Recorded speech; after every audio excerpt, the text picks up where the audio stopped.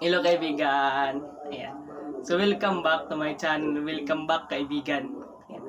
So may nagtanong kasi sa akin, na pwede ba daw mag-upload ng YouTube video sa Facebook at pwede ba daw mag-upload ng video sa Facebook up to YouTube.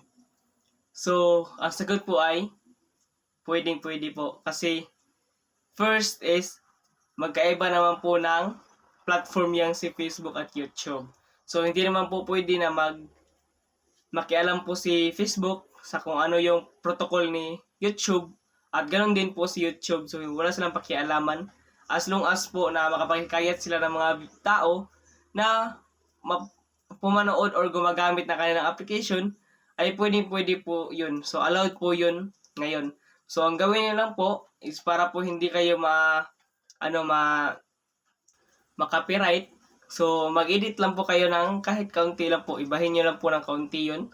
Para po hindi kayo ma-copyright dito. Kung magpo-post kayo kang YouTube at the same time sa Facebook.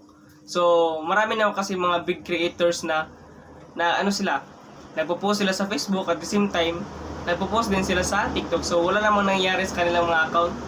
Ayan, kagaya ni Ivan Alawi, Sir Gavin, or kahit yung iba pang mga sikat na mga vlogger or small YouTuber at mga vlogger sa Facebook.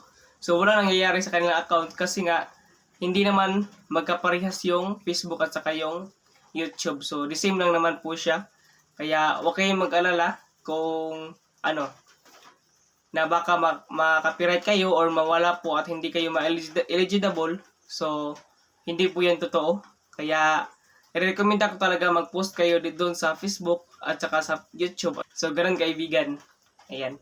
So, yun lang.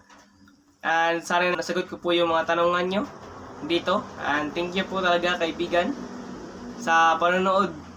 Ayan. So, thank you po talaga and God bless.